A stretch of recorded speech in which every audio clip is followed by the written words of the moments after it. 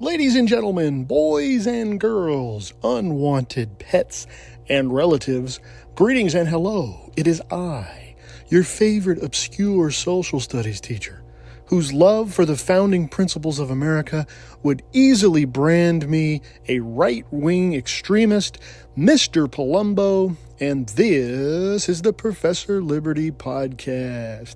Thank you for tuning in, folks. As always, I appreciate it. The tens and tens of devoted followers out there who wait with bated breath for another episode to drop. I appreciate you. If you'd like to email the show, the email is professorliberty1776@gmail.com. That's professorliberty1776@gmail.com. Send me your comments, your questions, your concerns, your critiques, anything you'd like. You just have to send it to professorliberty1776@gmail.com. You can also go to teacherspayteachers.com. Look up Professor Liberty. I've been putting some new material up there. And if you're a homeschool parent or a social studies teacher, anywhere from 7th grade to 12th grade, there might be something for you. So go to teacherspayteachers.com. That's one way you can help me financially. Well, with summer in full swing, with it like 1,000,000 degrees outside, and every summer when the temperature goes up, it's time for the climate propagandists out there screaming at us every day, we must do something, we must do something, we must do something, or the earth is going to explode.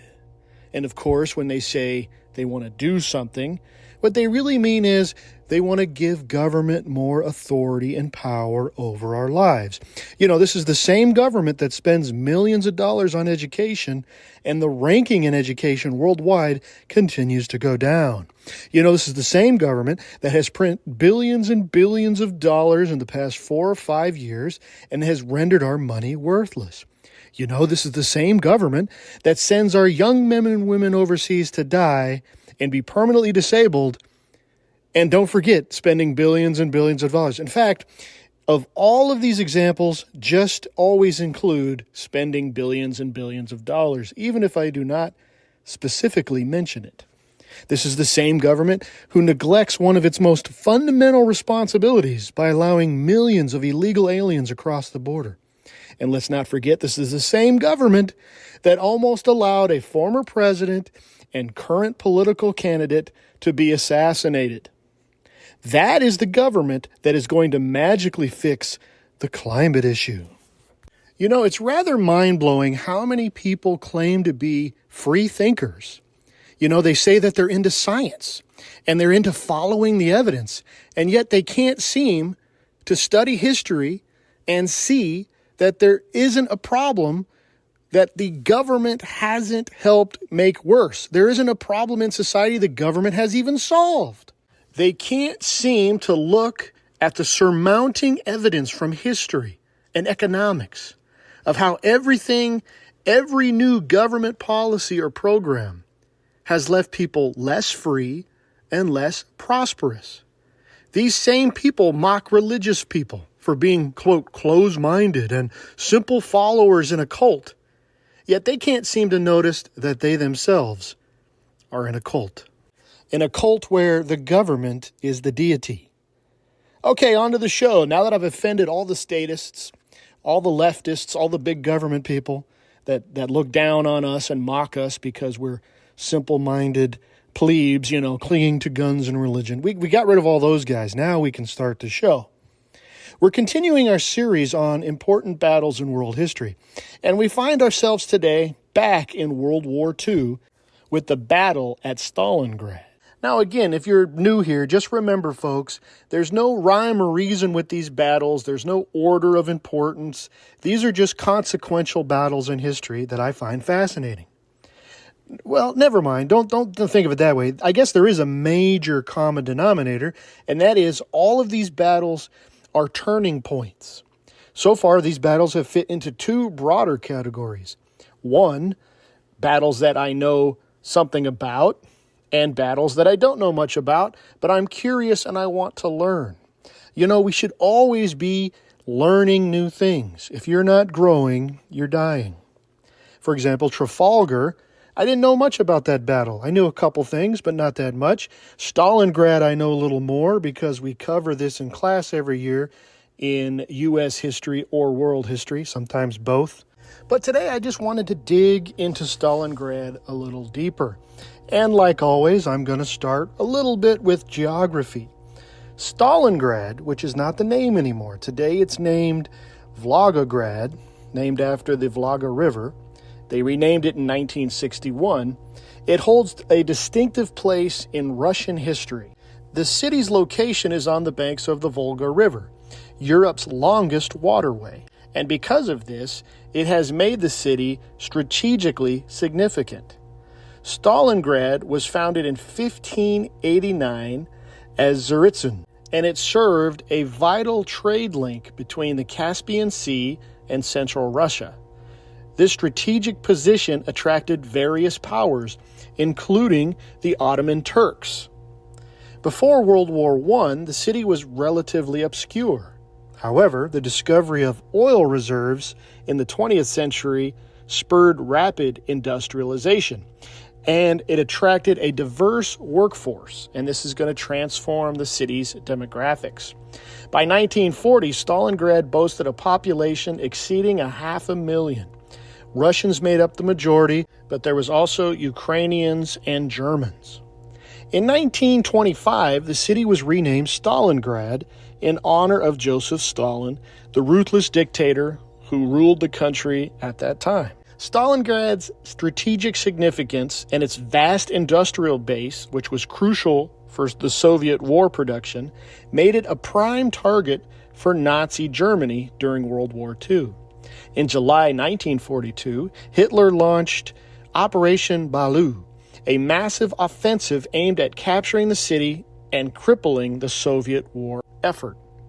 Operation Blau represented a renewed effort by the Germans to expand Nazi control eastward following the initial Operation Barbarossa, which aimed at conquering the Soviet Union. Launched in 1941, Barbarossa saw significant territorial gains for Germany. However, logistical challenges, harsh weather, and fierce Soviet resistance slowed the German advance and ultimately ended with the prevention of Germany capturing Moscow. Operation Blau, launched in the summer of 1942, aimed to resume the offensive momentum by focusing on the southern part of the Soviet Union. The main goal was to secure vital economic resources, particularly the Caucasus oil fields, which was crucial for sustaining Germany's war effort. Stalingrad, located nearby, was a significant target in this campaign. Capturing Stalingrad held a symbolic and strategic significance. Symbolically, it was named after the Soviet leader Joseph Stalin, as we just said. Capturing it would have dealt a severe blow to Soviet morale. Strategically, controlling Stalingrad would have provided the Germans with a crucial industrial hub and a gateway into further advances into the Caucasus region. The German propagandists viewed Stalingrad as a potent symbol to exploit, showcasing Nazi military prowess and undermining Soviet confidence. The battle itself spanned from August 23, 1942 to February 2, 1943.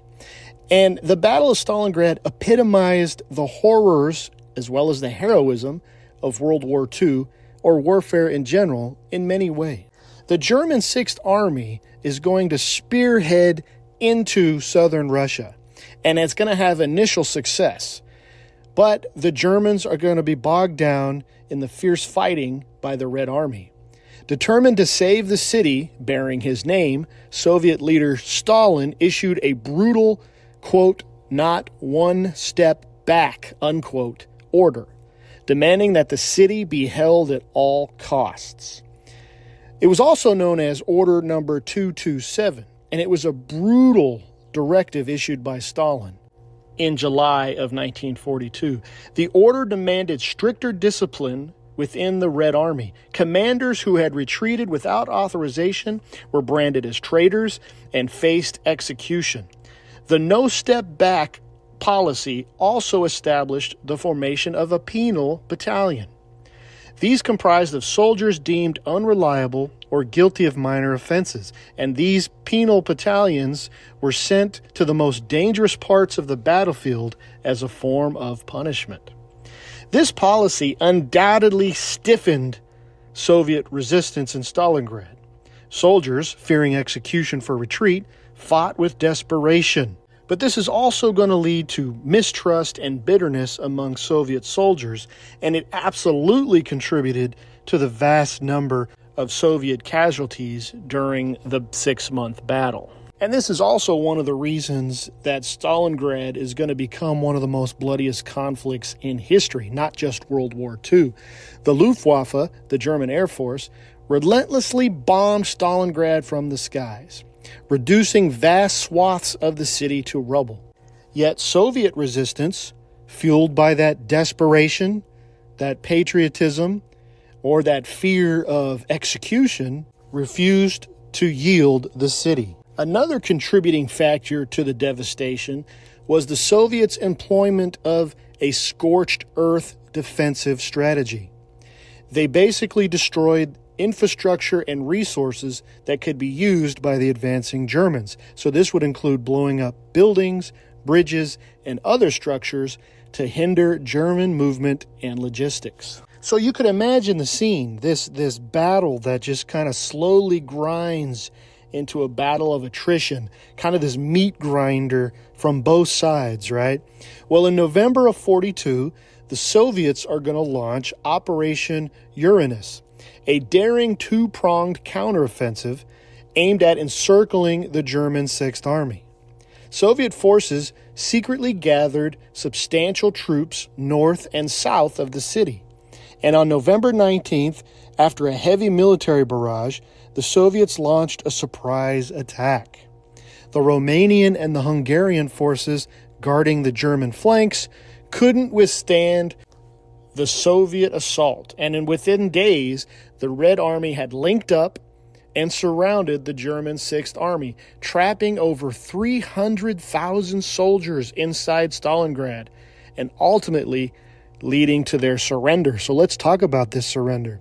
The surrender of the German Sixth Army marked the largest surrender of Axis forces in the war up to that point. Around 91,000 Germans of the 300,000 surrendered to the Soviets. Historical estimates suggest that a significant portion of the German army, likely well over 100,000, perished during the fighting. The remaining number of that 300,000 historians categorize as missing in action. For those 90,000 German troops that did surrender alive, an ominous future awaited them in Soviet prison camps. These camps were often overcrowded and possessed inadequate food, shelter, and sanitation. Disease and malnutrition were rampant. Needless to say, the surrender of the Sixth Army was a pivotal event in World War II, and it was a decisive turning point in the war, severely damaging German morale and weakening their military strength. Historians and biographers claim that Hitler's reaction to the defeat at Stalingrad was at first one of denial, but soon denial gave way to rage and even depression. Deceived by his own delusions of grandeur, the Führer had to come to grips with reality. The myth of the invincibility of the German war machine was shattered. So how did the German strategy change after Stalingrad? That's a great question. The crushing defeat at Stalingrad shattered German morale, both in the field and at home. The initial blitzkrieg dream of a swift victory evaporated, replaced by a suffocating sense of desperation and inevitable defeat. This forced a strategic shift for Germany. They're no longer able to sustain large-scale offensives. This is kind of like the Battle of Midway with the Japanese. They were reduced to a desperate defense of occupied territory. Now, I always like to tell my students, above all this, or underneath all this, is also Hitler's erratic and impulsive leadership, which is going to remain unchanged. So as things get worse and worse, he's going to become more impractical and desperate, and he's going to help sow the seeds of his own destruction. Hitler is going to continue to make unrealistic demands on his dwindling forces, further hastening German losses throughout 1943 and 1944. Well, what about the Soviet Union? Well, conversely, the Soviet Union, after the victory of Stalingrad, marked a turning point that bolstered morale and galvanized their resolve. Stalingrad showcased Soviet resistance, their innovative defensive tactics, and their ability to mobilize vast resources against a formidable adversary.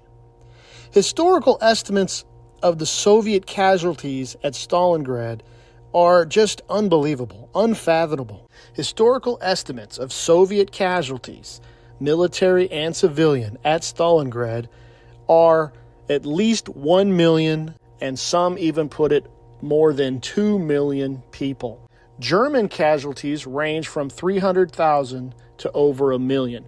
These numbers easily make the Battle of Stalingrad one of the most deadliest conflicts, not just in World War II, but in all human history. Well, there you have it, folks, the Battle of Stalingrad, another turning point in World War II. Sometimes single battles can change the course of not only a war, but of human history. Here at Professor Liberty, we seek to educate, inspire, and restore. If you like this podcast, please go to Apple Podcasts and give me a 5-star rating. You could even do me a better one by leaving me a written review, as it messes with the algorithm and gets my podcast out there to more and more people. Don't forget to follow us on Facebook, follow us on X, formerly known as Twitter, and you, together with me, we can go throughout the land and proclaim liberty.